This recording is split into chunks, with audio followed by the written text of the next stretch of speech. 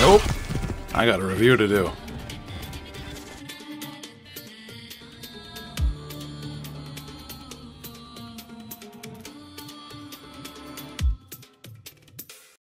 I need to say something that I'm not sure should be worn as a badge of honor, or if it's best left out of normal conversation. But I've played quite a few Assassin's Creed games in my past. In my defense, I've yet to buy a copy myself. The one that started all this was Assassin's Creed 2. I got in a trade with a friend for something like Cross Edge on PlayStation 3. And while Lady Etna was in it, I still think I came out ahead on that exchange. So I started out with Assassin's Creed 2, and things were innocent enough, minus that sexy nun. But I really dug Ezio, and while the Out of Animus stuff was okay, I saw what was going on with Assassin's Creed 3 and just had zero interest in it. Snow and trees. The heck can you stealth kill from that? The ship battles were cool, but they were a minor aspect, and there's still all that Abstergo schlock and bleh. No, not for me. Give me an Assassin's Creed game all about ship battles and nothing about Abstergo, and then you'll have my attention.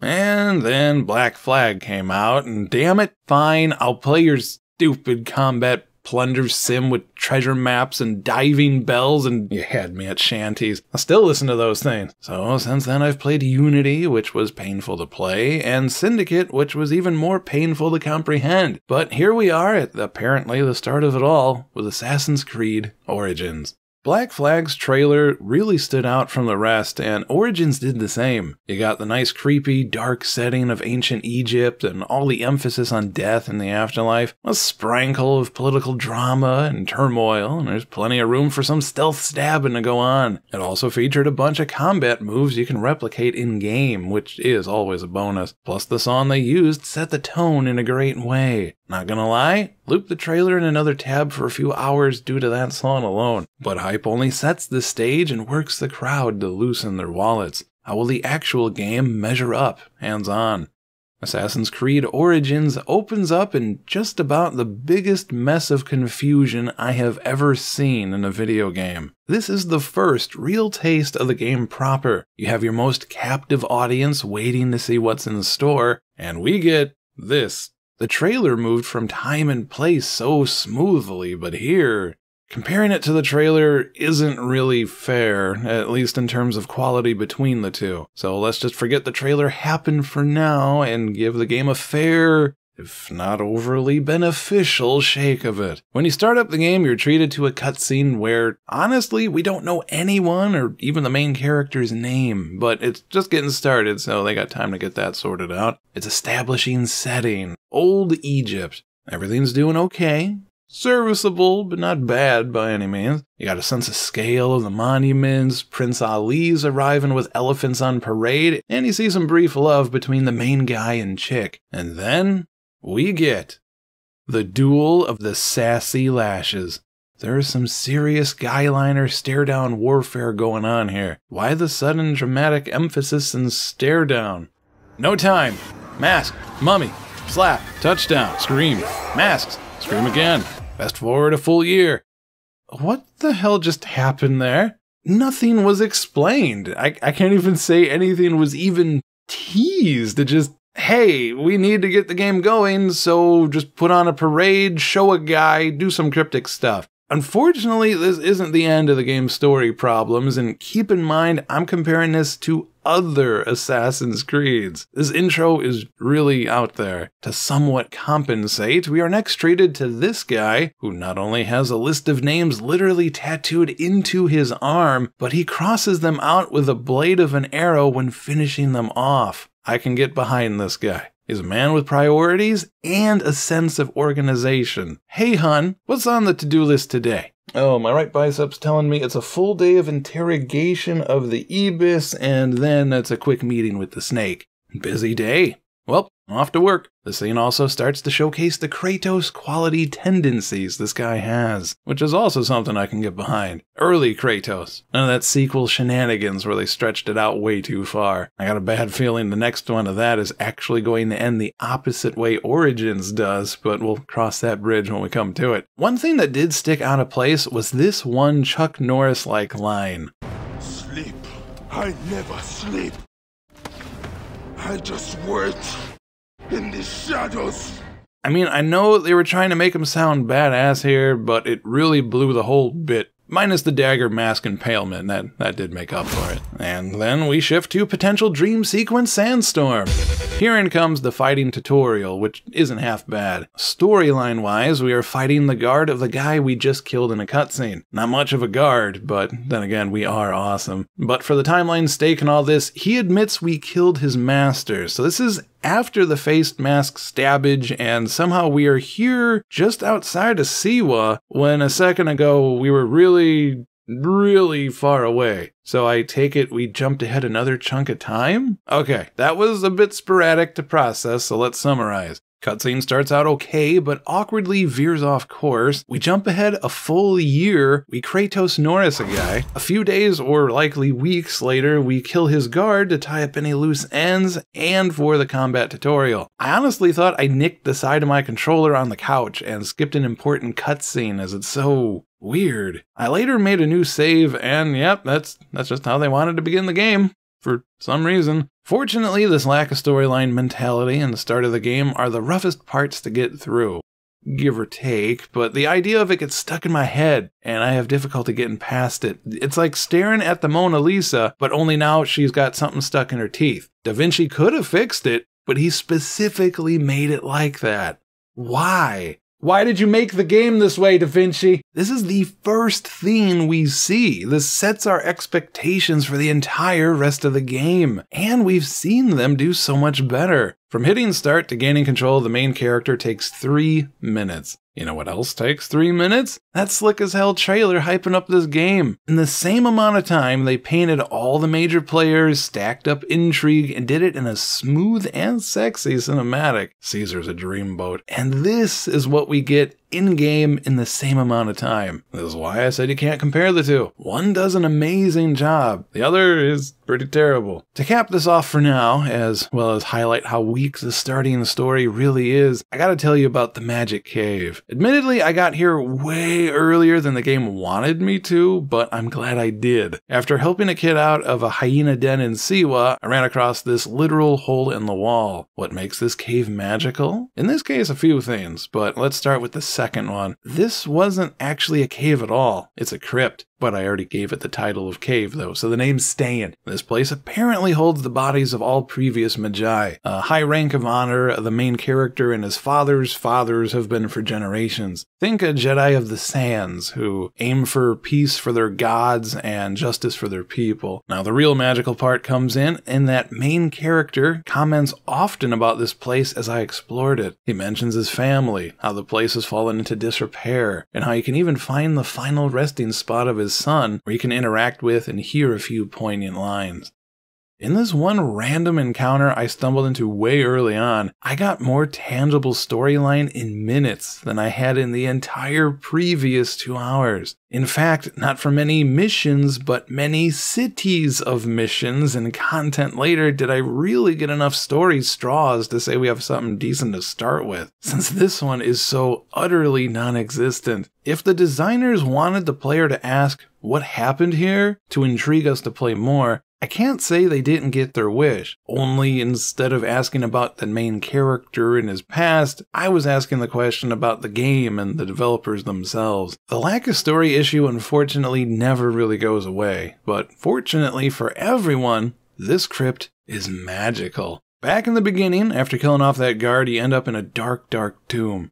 In the dark, dark tomb, there's some dark, dark loot. Puzzles and switches and parkour pillars aplenty in tombs like this, but from the disappointing story, we come into the subtle yet satisfying mechanics of fire. Both in how it lights up dark areas to the many interactions you can have with the stuff and the environment. The obvious one is what you see now. Bright torch lights up dark area, simple. But you can throw your torch across the room, light up another one, now you got double the brightness. Or throw it again and you got triple. One of the surprising elements of how they handled fire is it isn't binary. It's not just an animated stick you're holding onto, it's a live open flame. Walk near anything flammable with your torch out, and it'll start to darken and smolder almost immediately. A few moments of that, and it'll catch a light and begin to spread in fast order. Straw, wood, or the mother lode, jars of oil. Any and all can spread that delicious element around. You can even make semi-elaborate chains with tossed oil jars or dead bodies. The furthest I got was 3 or 4 bodies away from the fire before the game stopped letting it spread. I really think I could hit 5, but Mrs. was falling asleep, so I had to put my toys down and get back to just killing everyone. Didn't stop me from making a minigame with the stuff later on when she passed out, though.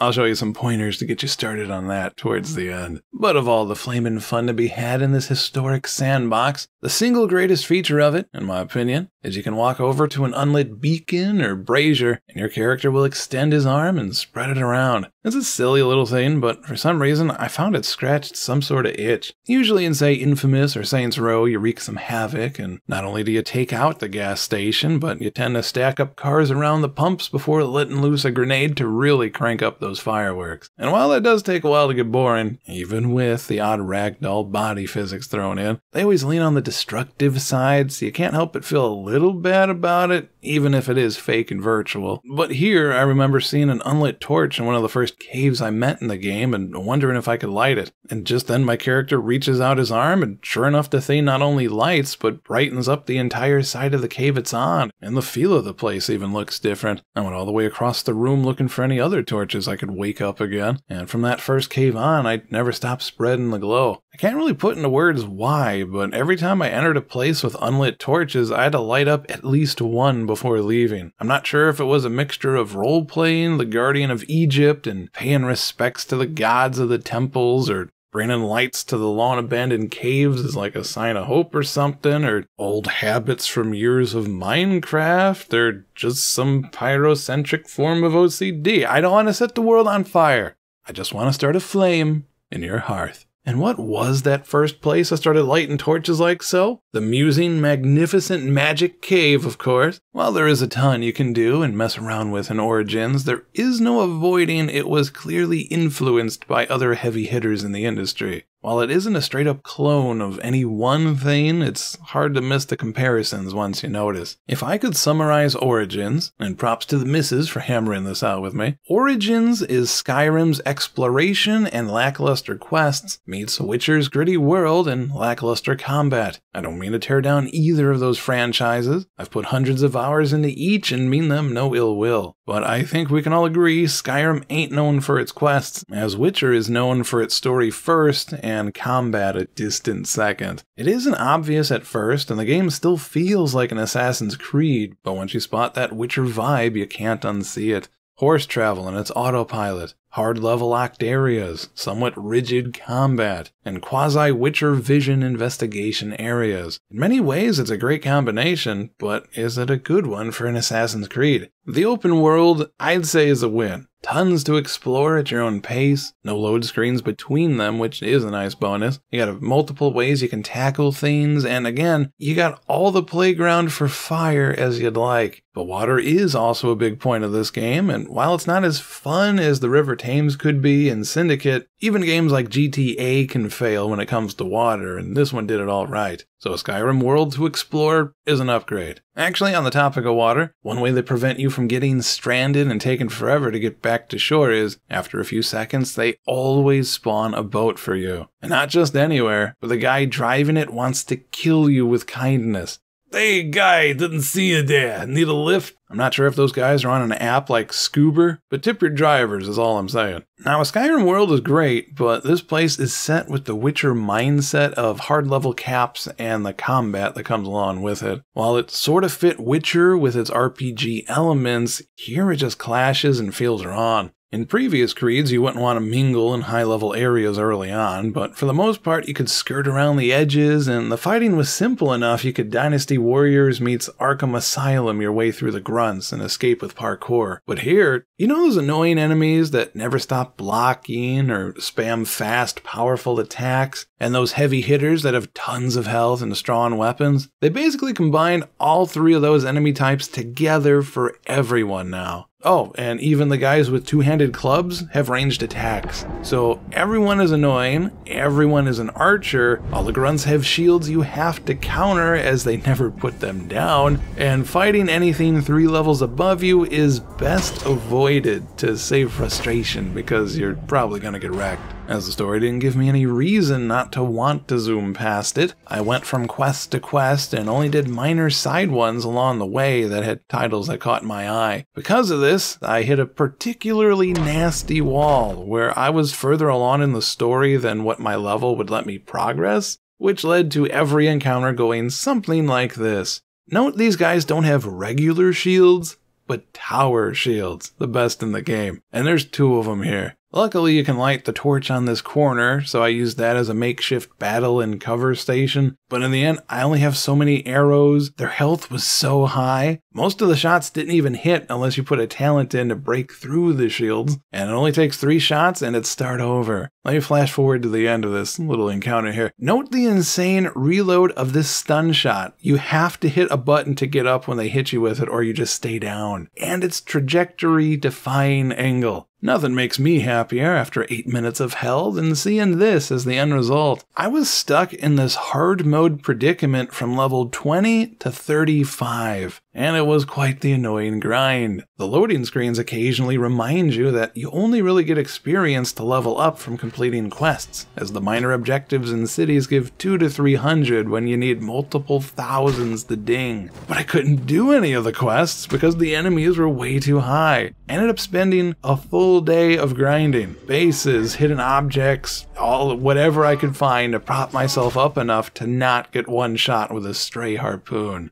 It's been interesting to watch over the years how things that used to be given to you automatically over time as your character hits certain story checkpoints are now cut up and put up on talents. On one hand, it feels okay to progress and grow as you choose as a character, but on the other, usually half of the stuff that ends up in a talent tree should just be baked in from the beginning. What's this? A charge attack? Something I need to use to break those never yield the shield cheese enemies? You mean the same ability pre-bound to my controller, thus implying it's rather important? I can choose to spend my level up point to get that all but required ability? Why thanks game, how generous of you. Also on that list, slowly regenerating health, headshot XP, assassination XP, being able to parry, being able to use each of the tools you could automatically in previous games like sleeping darts and smoke bombs. Not to mention you can only equip one tool at a time now. You can still swap between them mid-battle by opening up the menu and manually swapping it around, but it gets tedious fast. Something else that gets tedious is you no longer have eagle vision. You still have a quick loot pulse thing to light up anything you can interact with in a decent radius, but that doesn't mark enemies for you anymore. Now you have to take cover, summon your bird, and manually fly and scan each and every enemy down in the area. And I do mean manually, as when first starting out, you need to be absolutely dead on for it to register. It isn't explained, but sometimes you can see a white arrow telling you to aim at something, but that almost always is just the objective of the location, so hidden loot caches when you're really trying to mark all the guards of a fortress. And this process can take quite some time. The bird, at least on PlayStation 4, can only see things about 50 meters away. You can see them moving and walking yourself, but it does not register further than 50 meters, at least not at the start. So your best bet is to fly to the center of the place, hold position, and either zigzag every possible parallel line you can think of, or just spaz your controller around to cover the most ground. This gets better the more bird synchronization points you hit as your detection increases from a pixel to a widening cone, but by the time you buff it up to noticeable levels, you're so used to doing things this way it really doesn't matter. You'll often miss enemies who are patrolling just out of your bird's vision radius, even when you can see them just fine and it doesn't trigger, so it's best to scan a fort from multiple angles to be safe. I can somewhat understand this in a way as this is a prequel, as it's titled Origins and all, but this is a big problem with sequels in general. How do you make something functional and fit the lore without making the stuff you get in the future look worse? You'll either upset the lore fans fans or the gameplay fans, unless you work really hard to balance the two.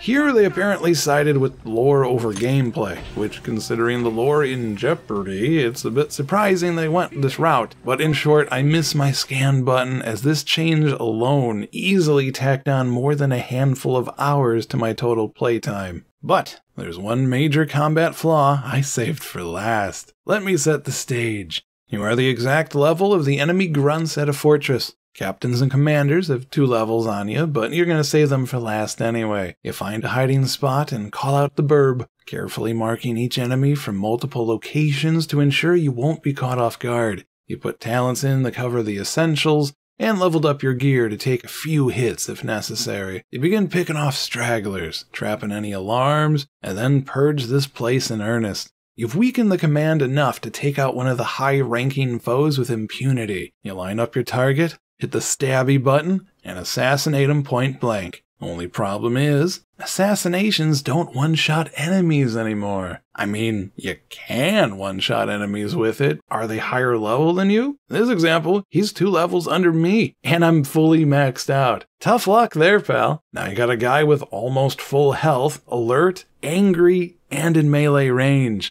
And he's a high-rank guy, so his attacks hit for even more damage than usual. So you're going to get 2 shot, 3 at the very most. That's a double suck situation. You can't one-shot high levels, but they sure as hell can wipe your ass out. And I didn't test it specifically, but I would not doubt they have an anti-fun code in place, as no matter how high I pumped up my health, commanders and the like always managed to do just enough damage to lower my health by 1/3, rendering that regeneration talent completely useless. That regeneration talent you have to buy to get it to work in the first place, I might add. So we are left with this love triangle of games of sorts, Ménage game trois, if you will. Skyrim's world and quests, Witcher's mentality and combat, and Assassin's Creed's universe. In a perfect game, we'd have Skyrim's world, Witcher's quests, and Creed's combat. But here we have an off-balance mix of that. So at least for now, I'd say to compromise it, give Witcher Origins combat, let Creed have its normal combat back, but keep the big world, and, well, you're gonna mod the hell out of Skyrim anyway, so you probably like it as is right now. Ran into some oddities along the way, too. This one was right at the start. You don't have the hidden blades for a little while into the game, so when you try to stealth take down enemies at first, you just kinda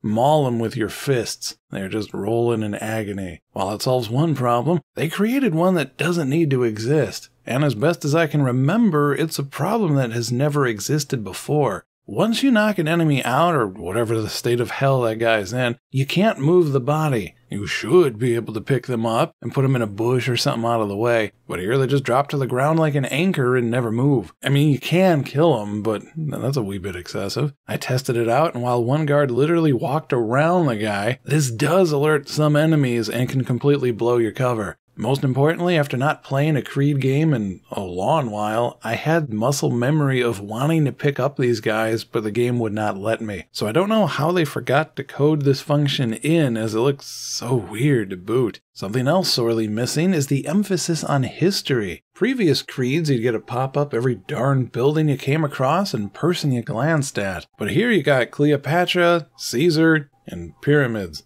Even then, they don't highlight anything about them. And according to the internet, they likely got one of the few stories they added in wrong. Cleopatra brags that anyone could screw her as long as they were put to death in the morning. But that seems to be unconfirmed at best. Also, for as much as the majority of the cast and villagers seem to have the right dialect, and major props to Bayek's voice actor. You did an amazing job with this character, kudos to you. But tell me if you can notice a difference between, let's say, these kids and Cleopatra. Bayek, is that you? You've come back. The Magi has returned in need of more finery. My throne rots in the hands of my brother. Why did they give Cleopatra the stereotypical British bad guy voice? It really stood out awkwardly, but it did make me feel better since her voice direction suggested I shouldn't trust her anyway. My only regret, and minor spoilers here as the story really doesn't matter that much anyway, but Cleopatra ends up using us for her own gains and tries preventing us from having our revenge for our son's death because they're tangled up in Caesar's army who she's now shacking up with. Before, when I thought we might get a Kratos twist in the story, I really wanted us to have a part in Cleopatra's curtain call. How's that story go again? She ends up having a son of her own, everyone dies and poison's involved, and what's that? We're a band of assassins that has access to poison? You die easily for a god! But back on topic, ancient Egypt has a ton of potential for history factoids to lay on us, but nada. Might have something to do with how they changed the Out of Animus storyline around, but they could have put some effort into more than just making the place look nice and authentic. And they do look nice and authentic, but I think they dropped the ball here on the history front, like, completely. Oh, and they still do that thing where they occasionally drop in a word from the native language the game has taken place in. I call it the Klingon Lingon. Trek obviously aren't the only folks who do this, and they don't overdo it here, but it's perfect drinking game material if you're looking for one. This is my race. This is my place. Get out of my face. Get out. Yeah. Give me that crown. Give me that. Oh, what the? Oh, now you patch it out. And you make the races easier to really rub that salt in. This is kind of funny. For a while, both Mrs. and myself thought that the guy we were playing was going to die. And the friend that helps you out at the beginning was the real main character, as the trailer made him look entirely different with all that hair and beard we started out the game with. Eventually the game lets you shave off both, and we never got replaced. So, hey, I guess we are Bayek of Siwa after all. On no less than 3 occasions did I get stuck in the ground at the oddest of times. Once was this snake pit, another time was dismounting onto a rock, and once at the tail end of a flawless stronghold clear. Had to restart and rescan all the enemies on that last one. That was fun. From glitches to aha! Yeah, didn't see you there. Aya's the main character's wife. Things are really weird here, though, and I think it is ultimately the fault of Origins being a prequel, so the end result was already decided, and the writers worked backwards to the present, which, for the record, hardly ever works out well in reality. Long story short, Bayek was supposed to open a door for the bad guys, but had no idea it was even a door to begin with. His son sneaks him a blade to free himself, there's a struggle with the bad guy, and Bayek is thrown off balance and ends up one-shotting his son. This becomes the major driving focus for Bayek, and to a noticeably much lesser degree, Aya. Now you got an angry guy who killed his kid thanks to the shenanigans of an arch-villain. Anyone else thinking we in God of War territory? Surprisingly, Bayek is aware of this, and after wiping out the first wave of baddies, he might have noticed the body type and accent of the guy who he thought killed his son were absolutely nothing like the one he scuffled back with in Siwa. And he questions Aya if the killing is really over. Shortly later on, the bigger plan is revealed that they aren't even halfway done with their death tolls yet, and he asks if killing even more bad guys is the right answer. Would all this bloodshed really honor his son, and if not, when would enough be enough? Slightly off topic, almost every single problem in this game is solved by killing, so I think it's slightly biased there, but I did find it weird when one person said they're having difficulty paying their taxes, Bayek says he'll look into it, and the next thing you know the objective is kill the tax man. But that was a bit much. Didn't know Bayek was in the mob. It would be a shame if some unpleasantness were to happen because of this transaction. But anyway, it is Aya who convinces Bayek to keep going and to see the job through. Now, if only she could remember that herself, that'd be great. Bayek's goal was really simple: to make those involved with their son's death pay. Get it over with as quickly as possible, and then have things go back to normal once it is all resolved. But Aya had zero intention of actually doing that, as she constantly extols the greatness that is Cleopatra, always coming up with excuses on why she can't spend more time with Bayek, and that everything will work out in the end with her in charge. Bayek makes a comment that they're only exchanging one dictator for another, but she ignores him and carries on with her own plans. Mind you, for the majority of the game, Cleopatra doesn't hold any power, as her brother single-handedly rules the throne and wants her dead. They go out of their way to make him look like a Disney henchman more than a ruler, so you can tell he's not the one really at the helm, it's the dudes in the masks that are running the show. I'm not saying he's right, I'm not saying he's a good guy, I'm just saying right now Cleopatra's got nothing going for her. Throughout the game she's actively seeking political allies and asylum, while holding parties and trying to avoid getting assassinated. That's not a place of power to rule from. how she has the nerve to command an air of superiority in the first place is bristling at best. She even gives speeches to the people that no one cares about, and she's supposed to be worshipped by them as the living embodiment of a god. So if even the commoners are not impressed,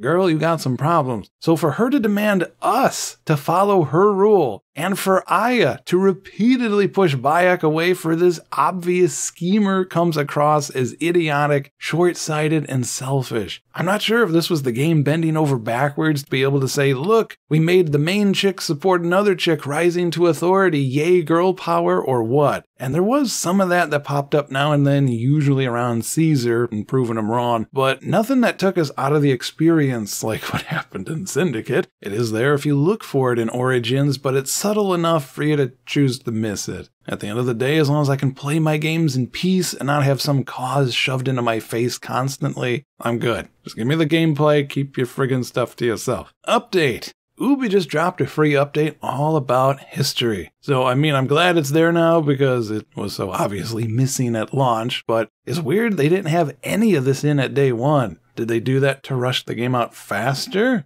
Are they testing the waters to see if they can get away with charging for this extra in the future? I mean, it is Ubisoft, but we're gonna have to wait and see. As for what was added, here's a handy bit of text from it. Remember when I said they did subtle things in the background, but you could mostly ignore it? Here is them admitting to doing just that.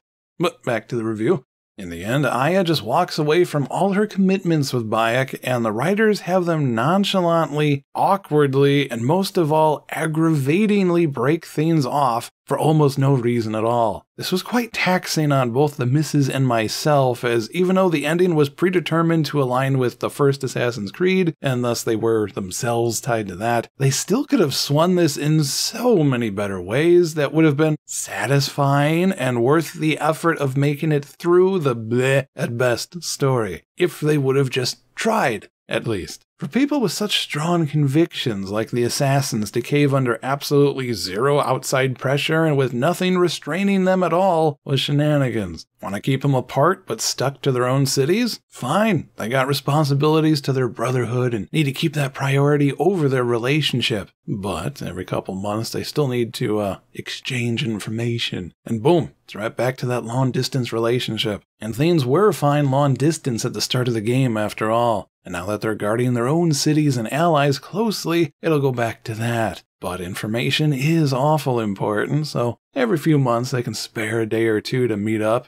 privately. Could even keep it on the down low from their own allies if necessary. They are friggin' assassins, for crying out loud. They sneak around all the time. They know how to keep things quiet if they gotta. But nah, writers didn't want that to happen, so Lone Rangers it is. Gonna have to give the first game a go to see how that ties in and see if it was really necessary to do this, but I suspect that'll just make me even more mad than anything. Something else weird is there is a lack of a direct sprint option, both on horseback and on foot. There is a boost when captaining a ship, but not for the rest of the game, which is weird. Very often your horse just trots for the longest time and then finally kicks into a sprint, but it can take minutes before then, and all you would have needed was a direct button for sprint, which would have helped boost that along. The cutoff tends to be combat or when within the city limits. Get out of both and then your horse can move freely. But the moment you get in range of either of those two, then down to a weak jog at best you go. Let me decide when to boost, game. I think I can manage.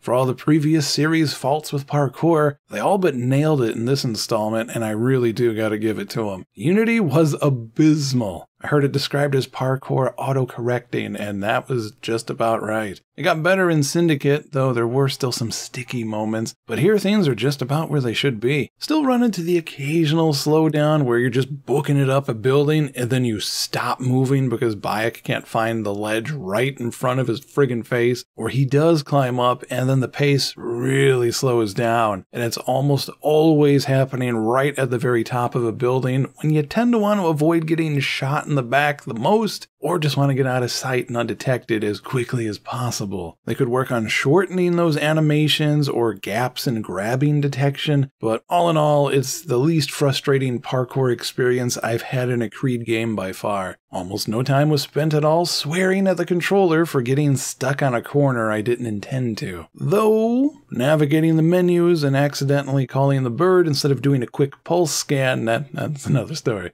The music is nice. Sometimes you don't hear it for a while, but it does tend to be good when it pops up to the surface. Nice mix of Assassin's theme along with other newer tracks I haven't heard before. There's actually a riff or two in there that sound almost identical to Dying Light. I'm not sure if it's the load screen music or just ambience or what, but I think you'll recognize it when you hear it. It's pretty common. There's also the very occasional synth track, which is equally out of place and welcome, as I dig that style myself. The photography mode in the game is a nice addition. Love it when games give you something so simple and you end up making new content they never imagined with it because of how open-ended it is. Find a good shot, line it up, and tinker with some settings to make it look just right, and snap away. You can find your pictures where you've taken them on the map, along with other players, which can be helpful to mark out hidden areas you might have missed. You can also be cheeky-beaky and use it to check around corners or other tactical options when you're on a timer. Some of the bosses in the game are nothing but well-guarded grunts. There's a real lack of oomph and gravitas around some of the later ones. After a while, it dragged on and felt more like filler content than anything. Add in the questionable storyline, slow process to scan down those patrolling baddies, and hard-coded enemy levels, all coming in at once just to apparently stall you to stretch out the runtime of the game. For the record, I stuck around a long time after I beat the storyline, so I wasn't done with just the game itself, but I did want out of the story, like way before the plot finally ended. The story was a far from satisfying experience, but that does tend to be the case with prequels anyway.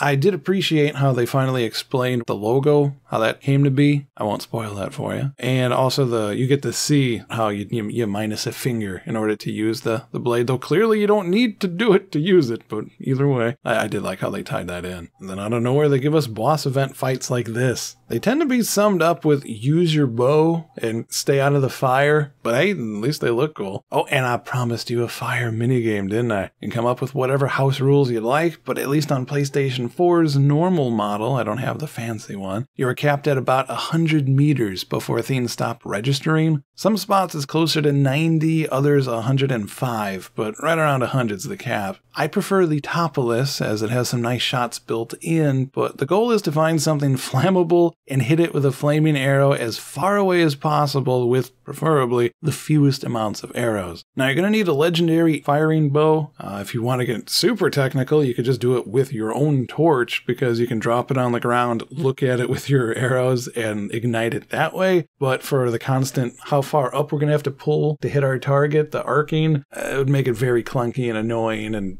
I mean, you could do it, but just get a damn legendary bow with fire, that's all I'm saying. I like trying to pull off like an Olympian starting event thing where you hit those huge beacons from far away, and most major cities have a few you can light up, though I did prefer the topless. Although, it also has an even more difficult target of an enemy brazier, which normally summons guards to fight you once lit, and yes, you can light it yourself. Found that out the hard way on my first stronghold. But as for this footage, I think this shot is too far away, as I put quite a few arrows down without any hit detection at all. Normally you can see a little spot of fire, but nothing. So I think at this particular spot it was too far for the arrows would just disappear midair. So, after using all my ammo, I decided with my last shot, just to wing it, I moved to a completely new location. I have no idea where the arrow is going to go. You just got to eyeball it. Took a guess, hoped for the best, and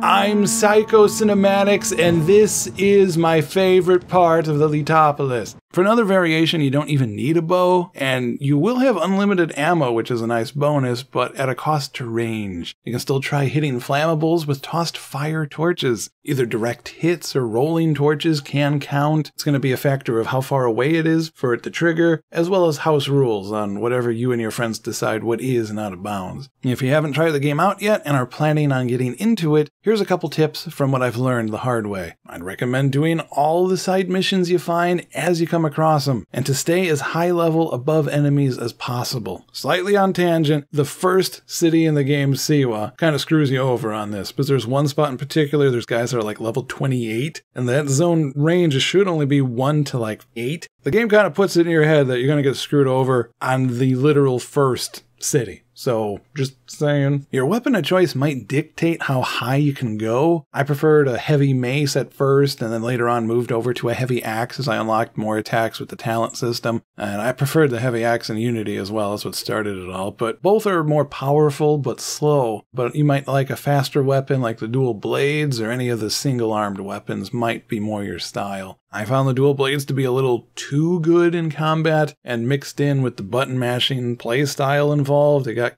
a little one-dimensional real quick, so I couldn't get behind them. Also, be aware of any captain or commander or whatever with a staff weapon. It has insane reach, combos capability, damage, and mobility. So keep an eye out for that. As mentioned before with the fire challenge thing, if you come across a rare yellow weapon that you like the perk of, hold on to it. Fire arrows on a bow, for example, are always useful. Poison's pretty good too. And you have unlimited weapon slots to hold on to them anyway. So break your purples and blues down for crafting materials as you out-level it, but keep the yellow. Once you hit max level, go back to your blacksmith, wherever you want it, rank it up, and it'll be super cheap. The cost is not based on levels gained, but the level the weapon currently is. So 15 to 40 is actually a third of the cost from 39 to 40. So saving your wallet a little bit of heavy lift in there. Focus on your damage more than your health. I pretty much zerged my survivability up to legendary as soon as possible, but fights remained as lopsided as they were at the start. So if we're going to remain squishy no matter what, might as well max our weapons out and go full glass cannon.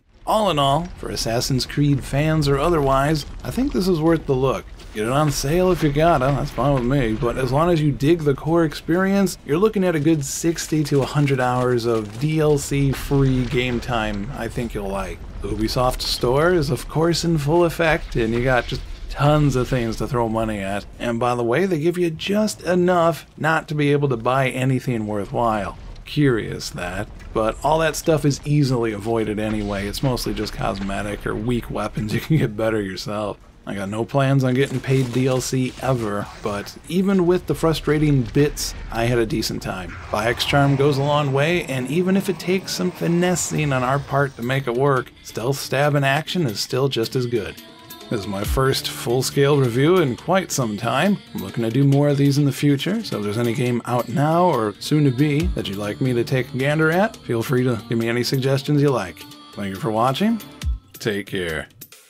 Alright, we're going as fast as we can, off-roading it. It would be smart to use a map, but I'm just gonna wing it.